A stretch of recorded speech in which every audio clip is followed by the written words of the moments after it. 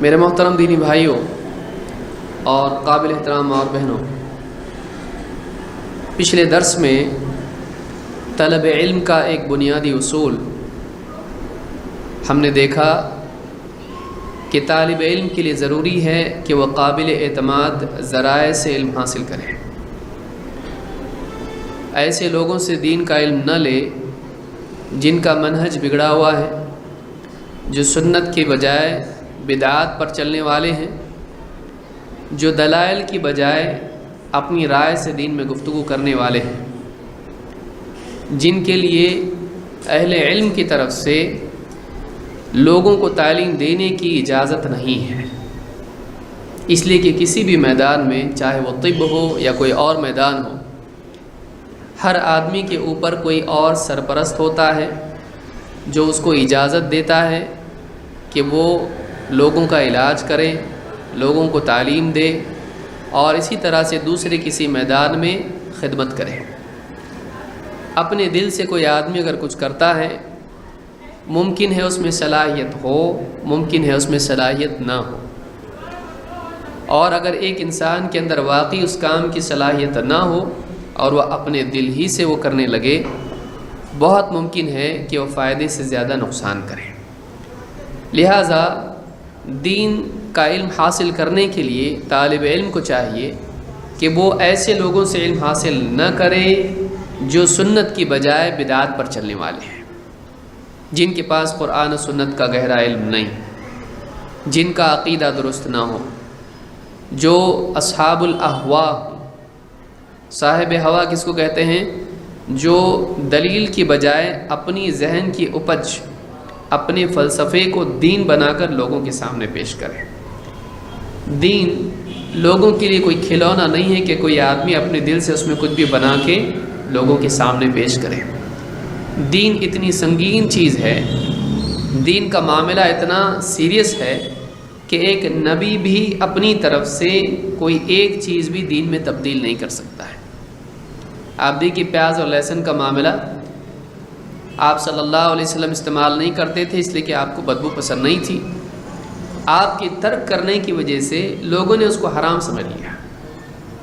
اللہ کے نبی صلی اللہ علیہ وسلم نے لوگوں کو جمع کر کے کہا، ایھا الناس انہ لیس بی تحریم ما احل اللہ لی، اے لوگو، اللہ نے جو میرے لیے حلال کیا ہے میں اس کو حرام کرنے کا اختیار نہیں رکھتا۔ تو نبی کو اتنا بھی اختیار نہیں ہے کہ پیاز اور لہسن کو اپنی طرف سے حرام کر دیں، لہٰذا اس سے بڑی چیزیں اور زیادہ سنگین ہیں۔ ایک انسان اگر علم کے بغیر لوگوں میں بولے گا، بہت ممکن ہے وہ لوگوں کو حلال کی بجائے حرام بتا دے، حرام کی بجائے حلال کر دے۔ لہٰذا ایک انسان کو چاہیے کہ دین کا علم حاصل کرے، اس کے بعد تعلیم دے۔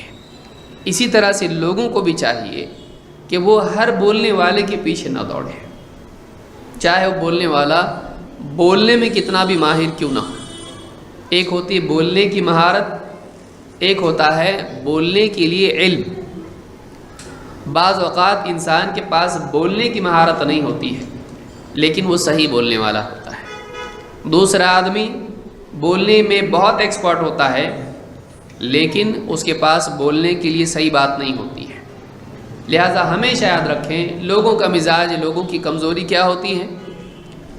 جو بہت اچھا بولنے والا ہوتا ہے اس کی بات زیادہ پسند کرتے ہیں، چاہے وہ صحیح بولے یا غلط بولے، کیونکہ لوگوں کو تمیز نہیں ہوتی ہے وہ صحیح بول رہا ہے کہ غلط بول رہا ہے۔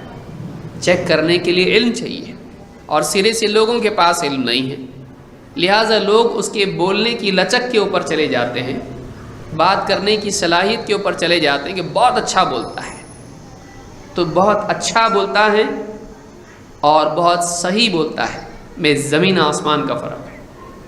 آپ دیکھیے دنیا کا مارکیٹنگ ایجنٹ ہو، بہت اچھا بولتا ہے لیکن ایک چیز جو غلط ہے وہ بھی بیچ دیتا ہے۔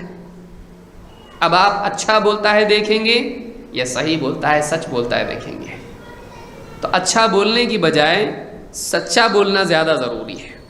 لہٰذا ایسے لوگوں سے دین کا علم حاصل کریں جو سچے ہوں، جو صحیح بات بتاتے ہوں، قابل اعتماد ہوں۔ اس میں خاص طور سے ان لوگوں سے بچیں جن کے دین کا مدار سنت کی بجائے بدعت پر ہو۔ چاہے وہ بدعت عقیدے کی ہو، چاہے وہ بدعت عبادات میں ہو، یا چاہے وہ بدعت زندگی کے دوسرے معاملات میں ہو۔ اس سلسلے میں مسلم ابن یسار کا قول ہم نے دیکھا، کہتے ہیں لا تمکن صاحب بدعت من سمعک، اپنا کان بدعتی کو مت دے، یعنی بدعتی کی بات مت سن، اس کی بات سننے والا مت بن۔ کیوں؟ فَيَصُبَّ فِيهَا مَا لَا تَقْدِرُ أَن تُخْرِجَهُ مِن قَلْبِكَ، کہیں ایسا نہ ہو کہ وہ تیرے کان میں ایسی بات ڈال دے کہ پھر وہ بات کان کے ذریعے سے دل میں چلی جائے اور تو اس کو نکالنے کی کوشش کرے اور نہ نکال پائے۔ بعض اوقات ایک آدمی آتا ہے، ایسی بات اس کے دل میں شک والی ڈال دیتا ہے کہ پھر وہ چیز شک نکالنے کی کوشش کرتا ہے، نہیں نکل پاتا ہے۔ کبھی نبی کے بارے میں، کبھی اللہ کے بارے میں، کبھی آخرت کے سلسلے میں، کبھی قرآن کے بارے میں کوئی ایسا فلسفہ گھڑ کے پیش کر دیتا ہے، کبھی حدیث کے بارے میں، کبھی قبر کے بارے میں، کبھی نبی صلی اللہ علیہ وسلم کی کسی بیوی کے بارے میں، کبھی صحابہ کے بارے میں کچھ ایسا جملہ وہ بول دیتا ہے روانی میں کہ اس کے دل میں بات بیٹھ جاتی ہے۔ کبھی نبی صلی اللہ علیہ وسلم کی شان میں گستاخی کی بات ہوتی ہے، کبھی آخرت میں قبر کے بارے میں یا جہنم کے بارے میں، جنت کے بارے میں شک کی بات ہوتی ہے، کبھی وہ اللہ کے بارے میں ہوتی ہے، اللہ کے اسم و صفات کے بارے میں ہوتی ہے، کبھی صحابہ کی آپس کے اختلاف کے بارے میں ہوتی ہے۔ دل میں وہ بات بیٹھ جاتی ہے، پھر اس کو نکالنا مشکل ہو جاتا ہے۔ لہٰذا ایک آدمی، آپ سوچئے، آپ اپنے گھر کے اندر دروازے سے اندر کسی خراب جانور کو آنے نہیں دیتے، کیوں؟ آئے گا تو ہو سکتا ہے بیڈ روم میں چلا جائے، ہو سکتا ہے کچن میں چلا جائے، پورے گھر میں گندگی کر دے گا، آپ اس کو دروازے پر ہی روک دیتے ہیں۔ اسی طرح سے باطل کو آپ اندر آنے دیں اور آپ کے دل میں وہ باطل بیٹھ جائے، پھر نکالنے کی کوشش کریں، آپ کو ضرورت کیا ہے؟ آپ اپنی زندگی کو ضائع کیوں کریں؟ ایسے کام میں کیوں لگائیں جس کی کوئی ضرورت نہیں ہے؟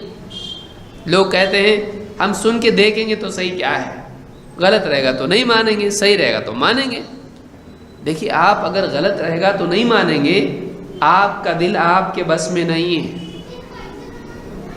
کتنی چیزیں دل میں آ جاتی ہیں، نکالنا مشکل ہو جاتا ہے۔ کسی دوست کے بارے میں، اولاد کے بارے میں، بیوی کے بارے میں، ماں باپ کے بارے میں کوئی آدمی کچھ بات بول دیتا ہے، وہ دل میں جا کے بیٹھ جاتی ہے، دل میں جا کے بیٹھ جاتی ہے، نکالنا مشکل ہو جاتا ہے۔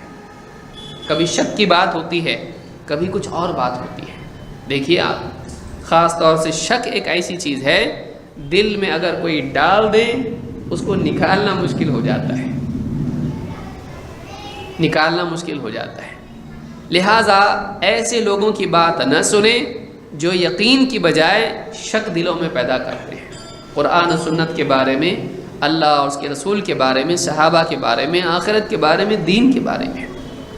کہتے ہیں تو بدعتی کی بات مت سن، ایسا نہ ہو کہ تیرے کان میں ایسی بات ڈال دے کہ وہ دل میں چلی جائے اور دل سے نکالنا مشکل ہو جائے۔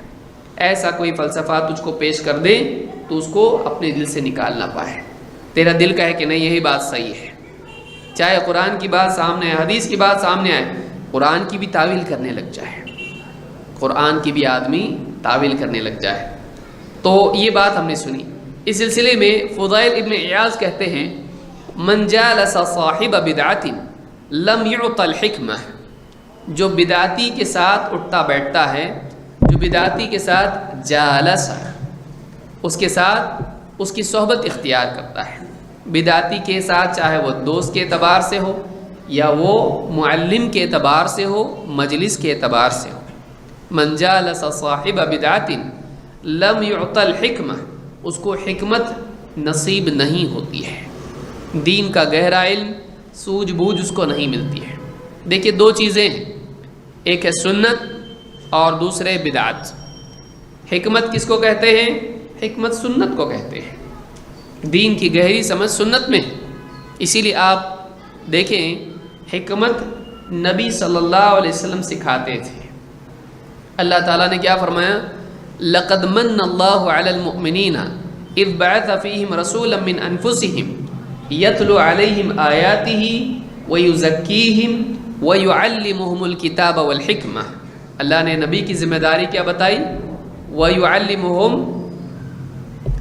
الکتاب والحکمہ. نبی صلی اللہ علیہ وسلم ان کو سکھاتے تھے کتاب اور حکمت. اللہ کے نبی صلی اللہ علیہ وسلم کی ذمہ داریوں میں سے ایک ذمہ داری یہ تھی کہ آپ صحابہ کو اور ساری امت کو کتاب اور حکمت کی تعلیم دیں. کتاب کون سی؟ اللہ کی یعنی قرآن. اور حکمت کیا ہے؟ حکمت گہری سمجھ جو اللہ نے نبی صلی اللہ علیہ وسلم کو دی وہ آپ لوگوں کو سکھاتے تھے. معلوم یہ ہوا کہ حکمت نبی کے ذریعے آتی ہے. جب آدمی بدعت کے راستے پر چلتا ہے تو اس نے نبی کے راستے کو چھوڑ دیا. ظاہر بات ہے کہ جب نبی کے راستے کو چھوڑ دے گا تو اس کو حکمت نہیں ملے گی. تو بدعتی حکمت سے محروم ہوتا ہے. بدعتی حکمت سے محروم ہوتا ہے. اسی لیے بدعتی مجلس میں بیٹھنا، بدعتیوں کے ساتھ ان کی بات سننا، چاہے وہ انٹرنیٹ پہ کیوں نہ ہو، وہ بھی تو ایک مجلس ہے. ایک ایسا آدمی جو سنت کا پابند نہیں ہے، ایک ایسا آدمی جو قرآن و سنت کا گہرا علم نہیں رکھتا ہے، اس کا منہج بدعتی ہے. اگر آپ اس کا بیان سن رہے ہیں، چاہے کتنی ہی دل لبھانے والی بات کریں، آپ کو دین کی گہری سمجھ نہیں ملے گی. آپ کو دین کی گہری سمجھ نہیں ملے گی، آپ سے حکمت چھین لی جائے گی. بدعتی کی صحبت سنت کا صحیح فہم انسان سے چھین لیتا ہے. اسی لیے کہا من جالس صاحب بدعت، جو بدعتی کی صحبت اختیار کرتا ہے کیا ہوتا ہے؟ سزا اس کی کیا ہے؟ لم یعط الحکمہ، اس کو حکمت نہیں دی جاتی ہے. لہٰذا جو آدمی چاہتا ہے کہ اس کو اللہ کی طرف سے حکمت ملے، اس کو ایسے علماء کی صحبت اختیار کرنا چاہیے جو قرآن و سنت کا گہرا علم رکھتے ہیں، جو سنت کے پابند ہیں، سنت کی طرف بلاتے ہیں، سنت کی تعلیم دیتے ہیں. لیکن رائے اور بدعات کی طرف بلانے والے ان کے مجلسوں میں بیٹھے گا، چاہے وہ گھر میں ہو، چاہے وہ مسجد میں ہو، چاہے بازار میں چوراہے پر ہو، چاہے وہ انٹرنیٹ پر ہو، ایسا آدمی دین کی صحیح سمجھ سے محروم ہو جائے گا. حکمت اس کو نہیں ملے گی. اور حکمت کا ملنا خیر کا ملنا ہے، حکمت کا نہیں ملنا خیر سے محرومی ہے. اللہ نے کیا فرمایا؟ یؤتی الحکمت من یشاء. اللہ تعالیٰ جس کو چاہتا ہے حکمت دیتا ہے. ومن یؤت الحکمت فقد اوتی خیرا کثیرا. جس کو حکمت دی گئی اسے خیر کثیر دی گئی، بہت خیر دی گئی، بھلائی دی گئی. معلوم یہ ہوا کہ آدمی بھلائی سے محروم ہو جاتا ہے. لہٰذا آدمی کو چاہیے کہ بدعتی کی صحبت اختیار نہ کرے. اب بدعتی دو طرح کے ہیں. ایک وہ آدمی ہے جو بدعتیں گھڑنے والا ہو، جو بدعت کی دعوت دینے والا ہو، وہ خود ایک پروپیگیٹر ہو، وہ خود بدعت پھیلانے والا ہو. اور دوسرا آدمی وہ ہے جو بھولا بھالا سیدھا جاہل ہے، جس کو کچھ سمجھتا نہیں ہے. ایک آدمی ایسے لوگوں کی صحبت تو اختیار کرے اور ان کو سکھائیں جو جہالت میں مبتلا ہیں اور جن کو دین معلوم نہیں ہے. ان کے ساتھ بیٹھ کر ان کو دین سکھائے. لیکن جو بدعت کی جنگ لڑ رہا ہے، جو بدعت کا داعی ہے، پروموٹر ہے، چاہے وہ عالم ہو یا وہ کوئی غیر عالم ہو، ایسے لوگوں کے ساتھ بیٹھنا، ان کی باتیں سننا، حتیٰ کہ ان سے حجت بازی کرنا بھی دل میں بیماری پیدا کر دیتا ہے. اگر آدمی کے پاس صحیح صلاحیت نہیں ہے تو ایسے لوگوں سے حجت بازی بھی نقصان پہنچاتا ہے. اس کو بھی ہم آگے جا کے دیکھیں گے. تو بدعتی کی صحبت کے تعلق سے یاد رکھیں، ایسے لوگ جو بدعت کے داعی ہوں، ایسے لوگ جو بدعت کے داعی ہوں، ایسے لوگوں کی صحبت میں نہیں بیٹھنا چاہیے، ایسے لوگوں کی مجلس میں بھی نہیں بیٹھنا چاہیے. مفضل ابن محلحل کہتے ہیں کہ لو کان صاحب البدعۃ اذا جلست الیہ یحدثک ببدعتہ حذرتہ وفررت منہ. اگر ایسا ہوتا کہ تو کسی بدعتی کے ساتھ بیٹھتا اور وہ ڈائریکٹلی اپنی بدعت تجھ کو بیان کرتا، براہ راست بدعت تیرے سامنے پیش کرتا، تو فوراً تو محتاط ہو جاتا، ڈرتا اور اس سے دور ہو جاتا ہے. فررت منہ، اس سے بھاگ کھڑا ہوتا ہے. اگر ایسا عام طور سے ہوتا کہ کسی بھی بدعتی کے پاس تو جائے، اس کی مجلس میں بیٹھے، اس کے ساتھ بیٹھے، وہ فوراً شروع کر دے سنو ایک بدعت بتاتا ہوں اس پہ عمل کرو، تو فوراً کہتا نہیں بدعت تو غلط ہوتی ہے اور تو بدعت بتا رہا ہے، آج کے بعد میں تیرے پاس نہیں آؤں گا، فوراً ایسا ہوتا ہے؟ بدعتی ایسا نہیں کرتا ہے کہ آپ کو فوراً اپنی بدعت کا انجیکشن دے، اپنی فوراً بدعت تجھ کو پیش کرے، بدعتی ایسا نہیں کرتا ہے۔ وہ کیا کرتا ہے؟ وہ زہر کو مٹھائی میں دیتا ہے، وہ زہر کو مٹھائی کے ریپر میں دیتا ہے۔ کہتے ہیں وَلَكِنَّهُ يُحَدِّثُكَ بِأَحَادِيثِ السُّنَّةِ فِي بُدُوِ مَجْلِسِهِ، لیکن بدعتی کیا کرتا ہے؟ اپنی مجلس کی شروعات میں، اپنی بات کی شروعات میں سنت کی حدیثیں تیرے سامنے رکھتا ہے، قرآن کی بات پیش کرے گا، حدیث کی بات پیش کرے گا، اور پھر ثُمَّ يُدْخِلُ عَلَيْكَ بِدْعَتَهُ، پھر اس کے بیچ میں اپنی بدعت بھی داخل کر دیتا ہے۔ فَلَعَلَّهَا تَلْزَمُ قَلْبَكَ، اور بہت ممکن ہے کہ اس کی وہ باطل بات، اس کی وہ غلط بات جو سنت کی خلاف ہے، اس کے اندر تیرے دل میں۔ اب دیکھیے آدمی کیا کرتا ہے، دھوکہ دینے والا کیا کرے گا؟ نوٹ نوٹ نوٹ نوٹ، صحیح نوٹ ایک، نقلی نوٹ، پہلے اوپر نقلی نوٹ رکھے گا، ہاں 1000 کی نیلی نوٹ، آدمی بولے نیلی تھوڑی دیتی ہو تو گلابی دیتی ہے، آدمی فوراً پکڑے گا اس کو۔ لیکن اگر نوٹوں کے بنڈل میں ایک نقلی نوٹ ڈال دے، آپ کیا کریں گے؟ اس کو لے لیں گے، آپ کو سمجھ میں نہیں آئے گا۔ تو مسئلہ بھیڑ میں ہوتا ہے، بھیڑ میں ایک 10 صحیح ایک غلط ایسا ہوتا ہے۔ تو بدعتی ایسا کرتا ہے، وہ صرف ایک دم رنگین بنا کے بدعت کو آپ کے سامنے پیش نہیں کرے گا، وہ سنت سنت سنت سنت ایک بدعت، پھر سنت سنت سنت، اس طرح سے تو اپنی بدعت آپ کو کیا کر دے گا؟ دے دے گا۔ اور آدمی بولے کہ سارا تو سنت بولتا، دیکھو قرآن، دیکھو یہ حدیث، سب تو اچھا بتا رہا نا، اس کی بات نہیں سننا۔ لیکن ایک عالم جانتا ہے ٹھیک ہے اس نے یہ 9 باتیں صحیح کہیں، لیکن ایک بات یہ جو کہی ہے یہ بدعت ہے، یہ گمراہی ہے، اور وہ 9 باتیں تو ہم بھی بولتے ہیں، لیکن یہ ایک بات جو اس نے غلط بولی ہے تیرے دل میں بیٹھ گئی اور تو اس کو مانے گا۔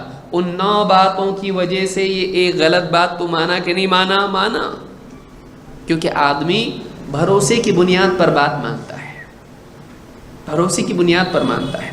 9 باتوں سے اس کا بھروسہ پیدا ہو گیا اور ایک غلط بات اس نے پیش کر دی، تو انہیں 9 باتوں کی وجہ سے اس بھروسے کی بنیاد پر وہ ایک غلط بات مان لیا، ہو گیا نا گمراہ، ہو گیا گمراہ۔ لہٰذا یہ دھوکہ نہ کھائیں۔ کہتے ہیں ثم يدخل عليك بدعته، پھر وہ اپنی بدعت تجھ پر داخل کرے گا، فلعلها تلزم قلبك، اور بہت ممکن ہے کہ پھر وہ غلط بات تیرے دل سے چمٹ جائے، فمتى تخرج من قلبك، اور اب کہاں وہ تیرے دل سے نکلنے والی ہے؟ اس کی محبت کی وجہ سے، اس کے احترام کی وجہ سے، اس کا فین بننے کی وجہ سے، اب تو گھومنا جب شروع ہوا تو لائٹ چلی گئی تب بھی گھوم رہا ہے۔ آدمی فین بن گیا کسی کا تو کیا ہوتا ہے؟ پھر اس کے خلاف سنتا نہیں۔ پھر بڑے سے بڑا عالم بھی اگر اس کے خلاف بولے تو کیا ہوتا؟ ان کو کیا معلوم؟ ان کو کیا معلوم؟ تجھ کو معلوم ہے۔ تو کسی سے دل جب لگ جاتا ہے، اس لیے پچھلے درس میں بھی میں نے کہا تھا کہ کسی کے محبت دل میں بیٹھنے سے پہلے اس کو چیک کر لو۔ اگر دل میں اس کے لیے جگہ بن گئی، اس کے خلاف آپ سنو گے نہیں۔ حبک الشیء یعمی ویصم، ایک آدمی محبت کی وجہ سے اندھا اور بہرا ہو جاتا ہے، سنتا نہیں اس کے خلاف کوئی، سب پورا گاؤں مل کے بولے تو بھی نہیں سنتا، کیوں؟ دل اس پر آ گیا ہے، اب اس کے خلاف کچھ سننا بھی پسند نہیں کرتا ہے۔ لہٰذا اس بات کو یاد رکھیں کہ بدعتی کا جو فریب ہوتا ہے وہ یہ نہیں ہوتا ہے کہ براہ راست آپ کو بدعت پیش کرے، تشت میں لو بدعت لو، ایسا نہیں کرے گا۔ صحیح باتوں کے بیچ میں غلط بات پیش کرے گا۔ کیا آپ میں اتنی صلاحیت ہے؟ کیا آپ میں اتنی صلاحیت ہے کہ آپ اس کی بات کو پکڑ سکو؟ نہیں۔ اگر ہے تو ٹھیک، اگر ہے تو آپ خود ہی اتنے اچھے آدمی ہو کہ آپ کو اس کی سننے کی ضرورت نہیں، آپ تو بولنے لائق ہو گئے، اتنا گہرا علم آپ کے پاس ہے کہ آپ برابر پکڑ سکتے ہیں، اتنا فاسٹ اگر آپ ہیں تو بہت اچھی بات ہے، لیکن عموماً انسان ایسا نہیں ہوتا ہے۔ یہ علماء ہوتے ہیں جو برابر اس کی بات کو پکڑ لیتے ہیں۔ تو یہ بات یاد رکھیں، آگے بڑھ